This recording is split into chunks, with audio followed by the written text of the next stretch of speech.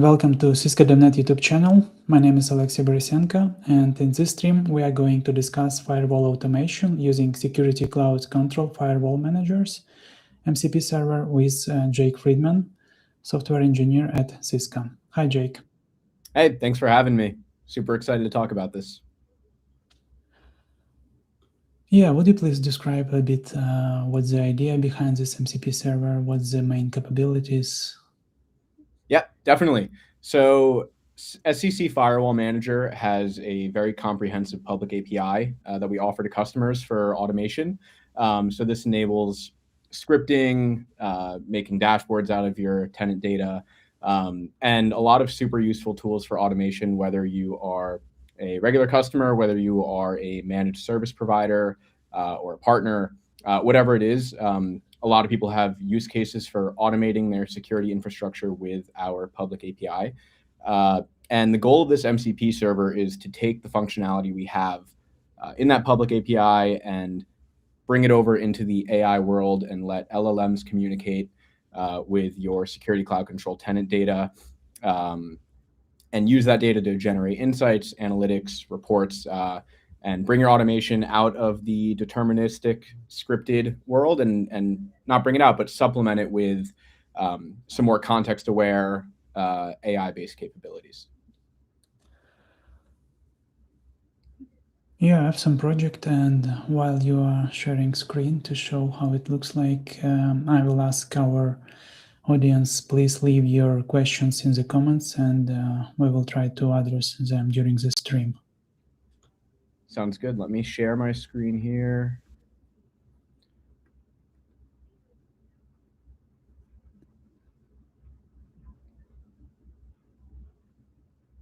There we go. All right. So I'll try to keep the slides to a minimum, but I did want to just use them to introduce some context into the project. So today we're going to be talking about the SCC Firewall Manager MCP server. And the key theme that I want everyone to keep in mind is how do we move from simple API automation to agentic and context-driven workflows. So I'm going to give a little intro to SCC Firewall Manager and the public API and what it gives you today. Then I'll give a high-level explanation of what Model Context Protocol is, do a little overview of the way our server works, and then a demo and a quick Q&A. So again, I'll keep the conceptual pieces kind of tight, so you have enough to focus on what you can actually do with it.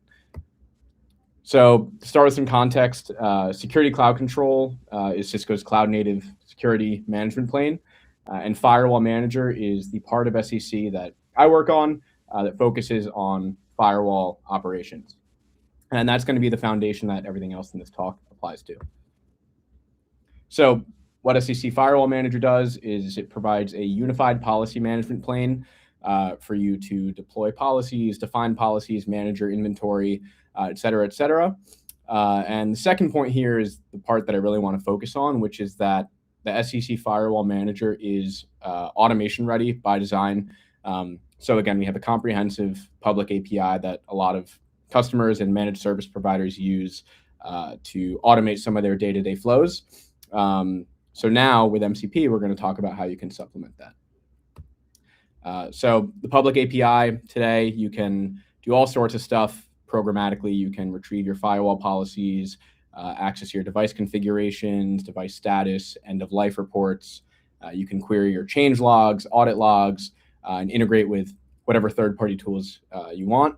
So again, MCP is about taking the same API and enabling context-aware automation with agentic systems. So this is where MCP comes in. MCP stands for Model Context Protocol. And if you haven't heard of it, that's totally okay. This is meant to give, again, a high-level overview and make it a little bit more intuitive. So MCP is a standard. It's not a framework. It's not a library or a language. Similar to the REST API protocol, MCP is a standard that many people have implemented.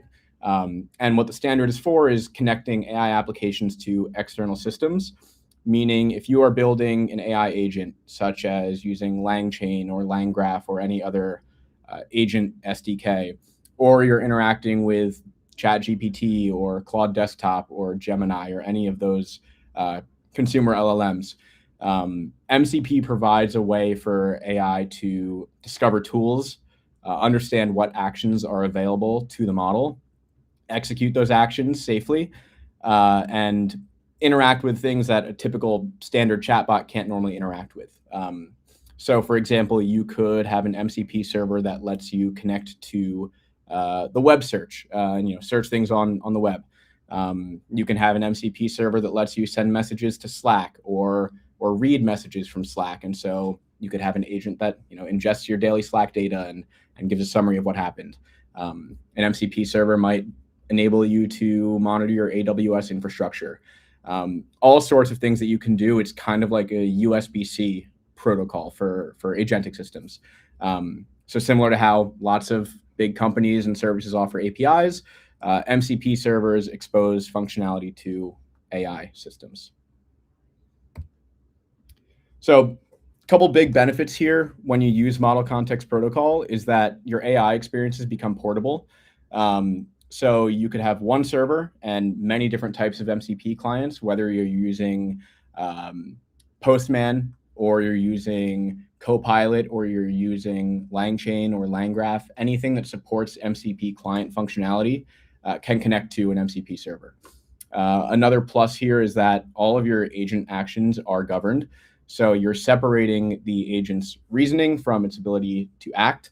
So it can reason freely, but all of its actions will always go through a controlled interface.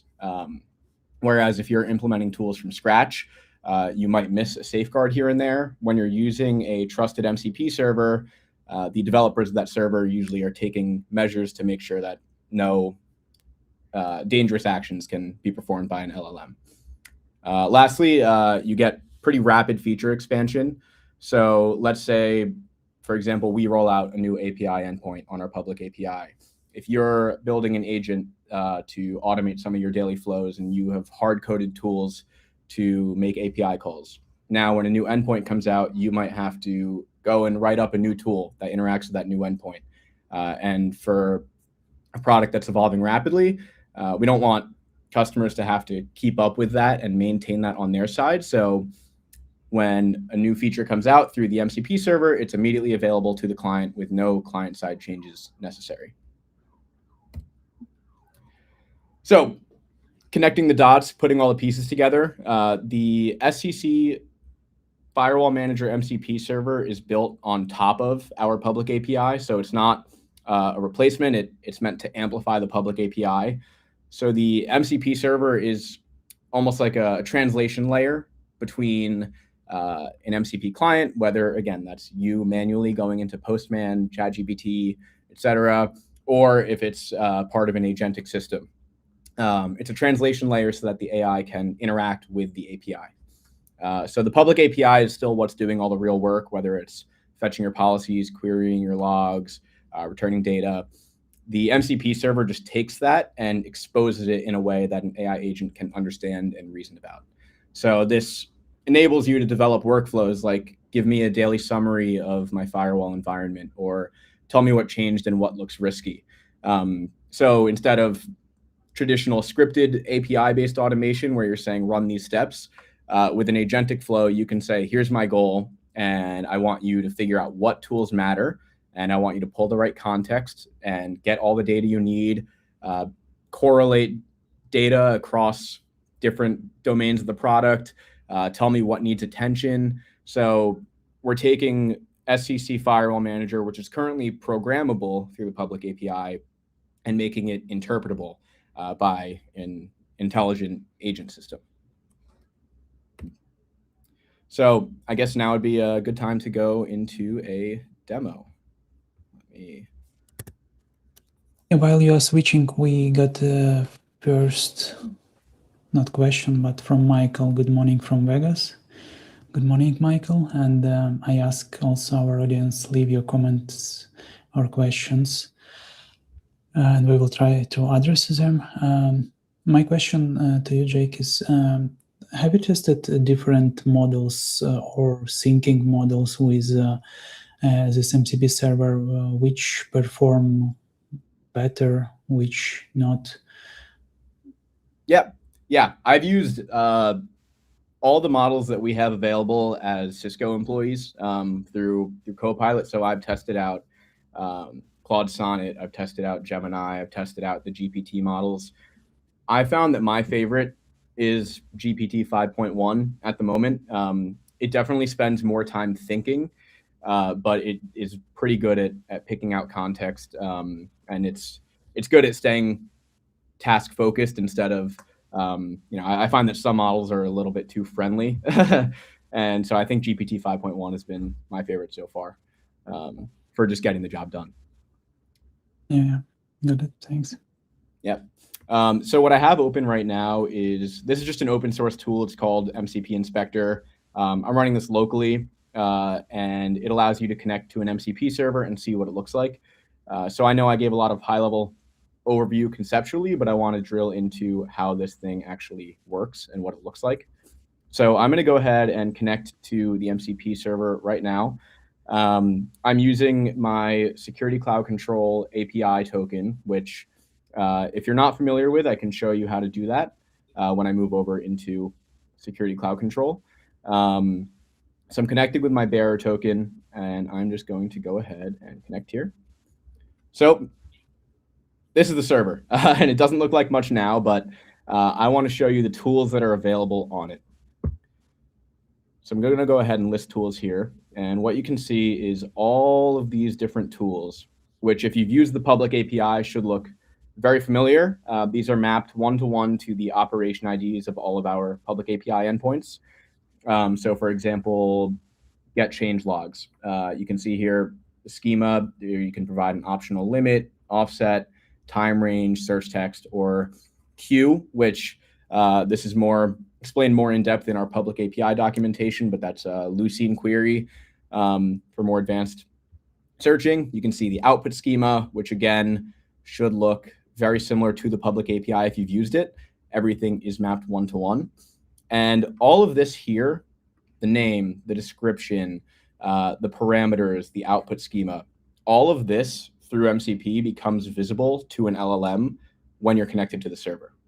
So the actual protocol defines what should be on an MCP tool, what metadata, and all of this is completely visible to an LLM. So it has all the context it needs to execute.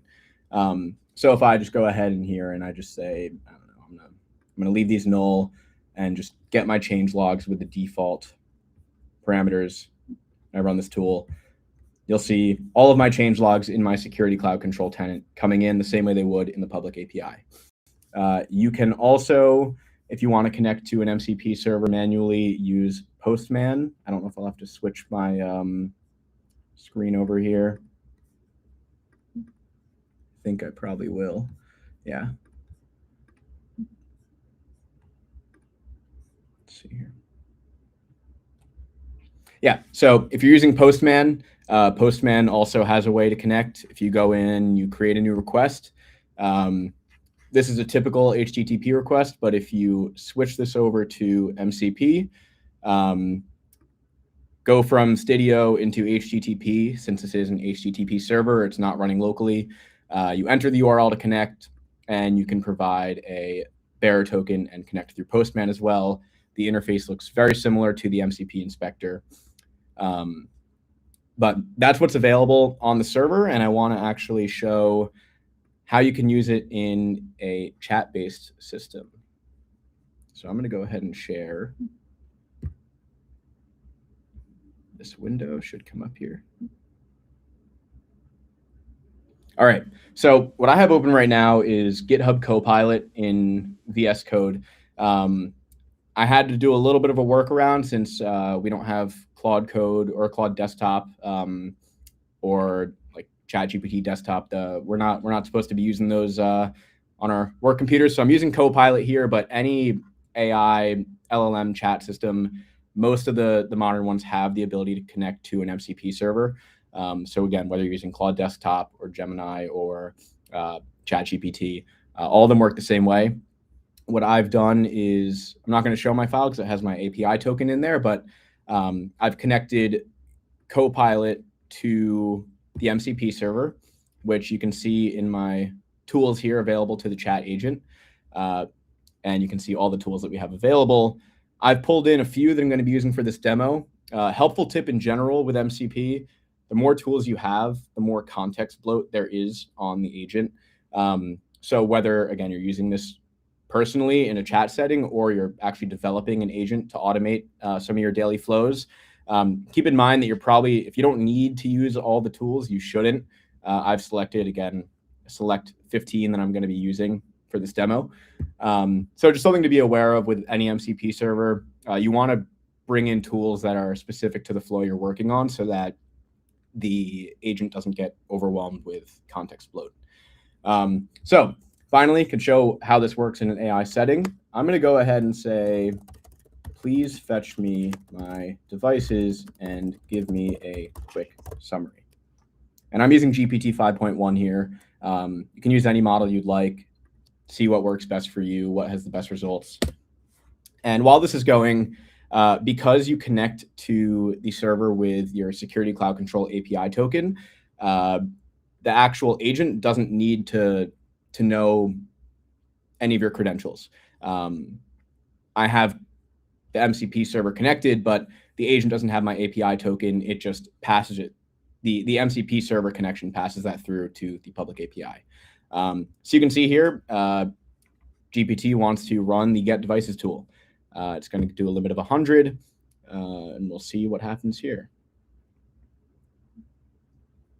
So you can see this tool ran successfully. I have 29 devices in my tenant, and we can see, oh, all right, it's all done. See all my devices coming through here, and it gave me a quick summary. I have 29 devices, 11 ASAs, 6 in an unknown connectivity state. Quick summary, nothing crazy, but the agent was able to reason about what I wanted to do, and it was able to pick the right tool, give a quick summary. So let's say drill into ASAs. Let's say I want to know more about my ASA fleet.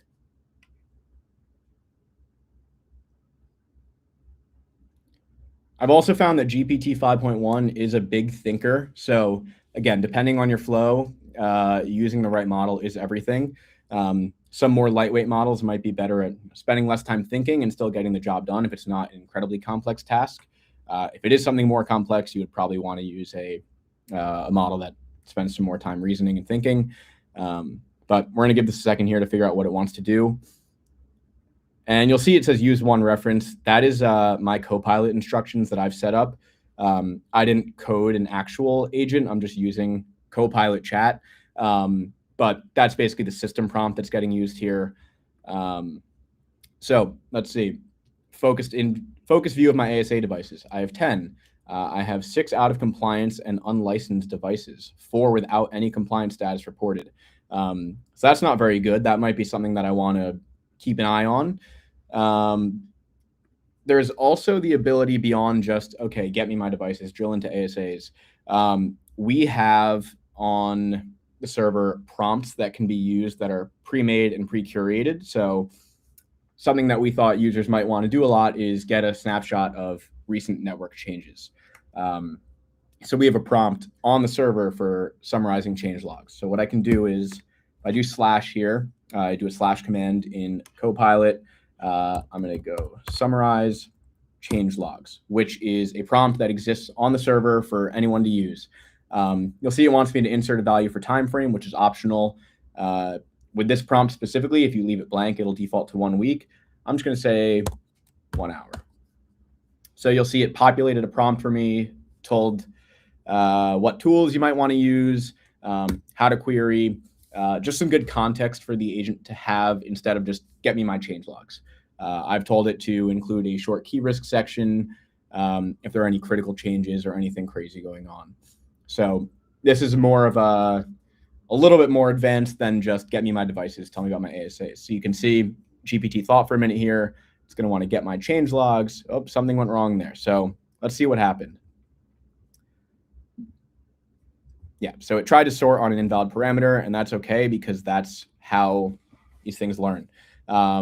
It's going to try, and it might fail, and now it's going to try again with the correct parameters. So you can see these calls succeeded. and it should give me a summary of my change logs recently for the past hour. Let me know if anything crazy happened.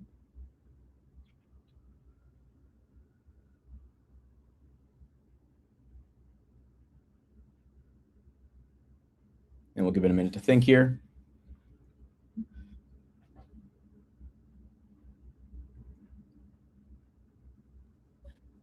And have you ever encountered a problem where the agent selected the wrong tool for your request? Yeah, definitely have.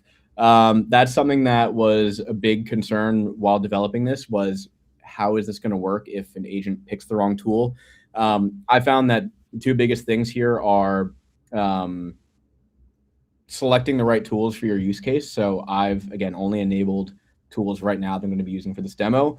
If you are building an agent to automate some of your day-to-day management of your firewalls, something to keep in mind is that you will probably want to whitelist tools to only include ones that are relevant. It really reduces the context bloat, is the term that we like to use. But yeah, so prompting and good prompting and filtering into the tools that you want to use are really the key. So you can see it said an hour ago, Jake Friedman updated an ASA configuration, changed. I removed my deny IP any rule. I made that inactive. I'll show you what that actually was for in a minute here. It says key risks, a global style deny rule was effectively disabled and then removed. These ACL changes were made without any linked formal change request. So I might be in trouble if I were managing a network and an agent found me doing this, but this is just for testing. I also want to show what happens if I change something live and want the an agent connected to the MCP server to diagnose something that went wrong. So this will be the last piece of the demo here. I'm going to switch over to my whole screen here. All right. Yeah, while you are switching.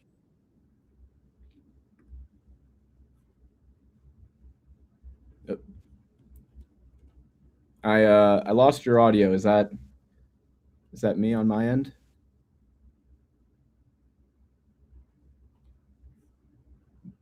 Can you hear me okay? Yeah, I can hear you. Can you hear me now? There we go. Yeah, I just want to mention that we receive a comment from Sadagat, but it's only one dot. So Sadagat, could you please repeat your question or comments again? Yeah, you can continue. Yeah. So I'm going to go into, I'm here in Security Cloud Control Firewall Manager on a tenant that I use for testing.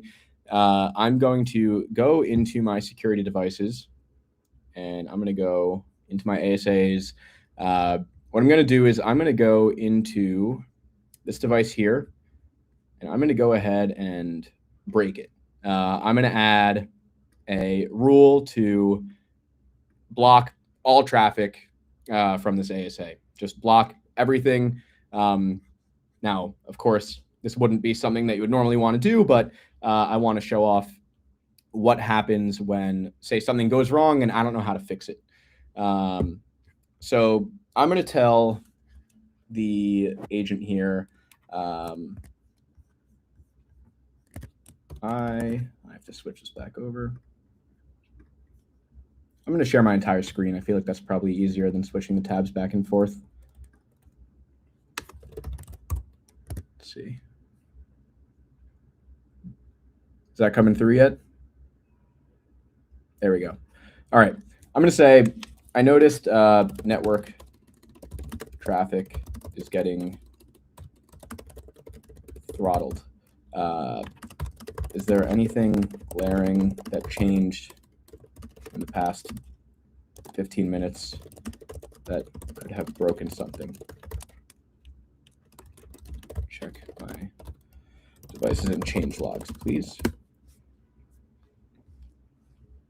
So this is going to think for a second, and hopefully it'll tell me, hey, someone added a deny all rule on your ASA, and that's probably why your network traffic is getting blocked. So it's going to get my change logs for the past 15 minutes, and it's going to get my devices.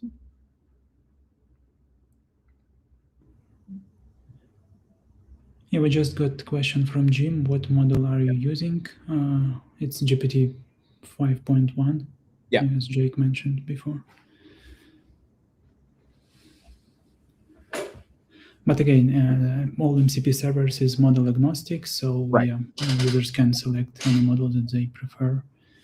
But from your experiences, you mentioned before with some secure firewall manager API, best one for you is GPT 5.1 thinking model, yeah? Yeah. That's the one I found the best so far. Yeah. So great. We can see this ran get change log successfully. So in the last 15 minutes, Jake updated the ASA config on this 18.144.173.53 device. And he said, add an ACL entry, deny everything. So in the last 15 minutes, a broad deny rule was reintroduced, which can definitely result in traffic drops or perceived throttling. Now, this is a very simple case here where I literally blocked all traffic. But I just wanted to show that this does have the capability to look into your change logs, look at your inventory, or anything in this exhaustive list of API endpoints that we have, to find any information you might need for diagnostics or summarizing change going on in your network, pointing things out that might be a little bit risky hiding under the surface, whether it's an end-of-life report or a CPU spike. Everything that you can retrieve from the public API is available through MCP. Also, before I forget, I do want to point out all the tools we have right now are read-only. So it's only the get endpoints of the public API. We, at least for now, do not want to give customers the ability to hand off control to an LLM that can delete device rules or delete devices in general. Anything dangerous. So everything is read-only right now. It's only for retrieving data, not for modifying data. Just wanted to point that out. And then lastly, I know we talked about you use an SCC API token to connect to the server.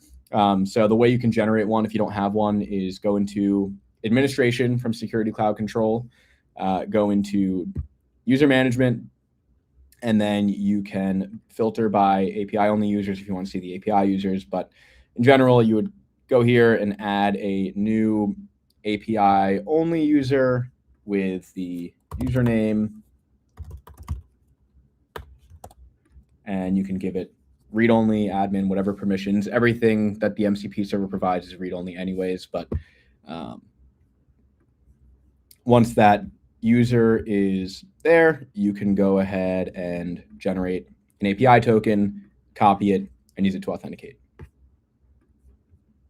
And instructions for how to connect to the server once it's in production, which will be rolling out very soon.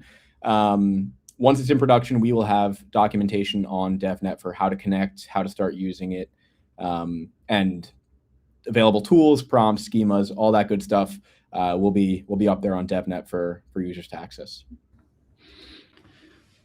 Yeah, thanks. And can you compare time needed for solve some use cases? For example, if you use like pure API request or MCP servers or CLI, in which use cases better to select these different tools? Yeah, definitely.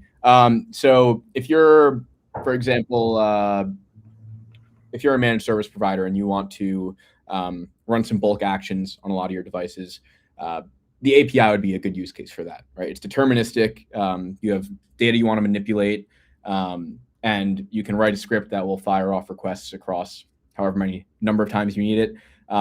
Cases like that, anything that needs to be done in mass or can be done with a script, you should definitely use the public API for that. What the MCP server is good for is when you want to build a flow that can bring together a lot of context. So again, for example, the example I just showed, if I notice, hey, oh my God, network traffic just dropped, I can just go in, connect to the server and say, something went wrong, help me figure it out, use these tools, please. And it can do all the heavy thinking for you. Or if it's just, I want a daily report of anything that has changed recently, or a daily report of, the health of my inventory. The API is great for stuff like that, especially if you're building dashboards. an LLM might find some new things that you didn't include in your API script, for example. So there's definitely pros and cons to each. Anything that's, you can run with a script, you're running a lot of stuff, you're something deterministic, especially when you're manipulating data, you have to use the API because we don't support that on the MCP server at this moment. But for broader insights and synthesis of information and aggregating information across multiple parts of your tenant and your network, and then generating some insights for you, or some action items, risks, vulnerabilities, etc. The MCP server is probably a better bet for that stuff. Yeah. We have a few minutes left, so I ask leave your questions in the comments. We can address this here during the stream. And yeah, my question is, which MCP servers you use like for your daily job? Oh yeah, definitely. I have some MCP servers that are just built into VS Code that I use, or not VS Code, into Copilot. So, for example, there is an MCP server for NX, which is the build library that we use for a lot of our code base. I have an MCP server for Python that provides some additional tools for like running tests and end-to-end suites, stuff like that. So I use a lot that streamline my development. I know we have one internally at Cisco for our UI library. Some other examples, I know some people use the Figma MCP server when they're making mockups, because then you can have an LLM actually go in and say, okay, create a new screen with XYZ on it, which I think is pretty cool. I mainly use ones that assist with development and writing code, especially for languages that LLMs aren't the best with, or frameworks LLMs aren't the best with. So I mainly use it for my development, and I've been using this one quite a lot, the SCC, to test out and develop. Yeah. And what's your outcomes using MCP servers for inside VS Code or GitHub Copilot? I saw that you allow each action item manually. So is it your configure, or it's your like strategy that you need to manually allow each steps? Yeah, there's both. You can set up in VS Code, at least, you can set up an MCP JSON file that configures the servers you want to connect to, and you can stop and start them as you please. In VS Code with Copilot, you can manually enable and disable tools or entire servers. I normally don't touch them. I normally leave them the way they are. It's just when I'm using the SCC server, it has a lot of tools on it, so I'm going to shut everything off and just focus it on that. Now, when you're building in an agent context, if you're using, again, something like LangChain or LangGraph, then you would define the tools that are available in a configuration.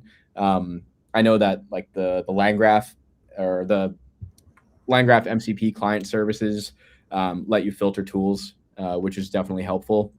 So if you're connecting to a server and say you're building an agent that every day will give you a summary of your inventory, you can actually, in your code configuration for that agent, define what tools are allowed when you connect to the server, which is what I would suggest. Yeah, awesome. Yeah, thanks for sharing this, and thanks for your demo. We will paste link to the documentation in the video description. Yeah, thanks again, Jake. Yeah, thank you so much for having me. Yeah, thank you, bye.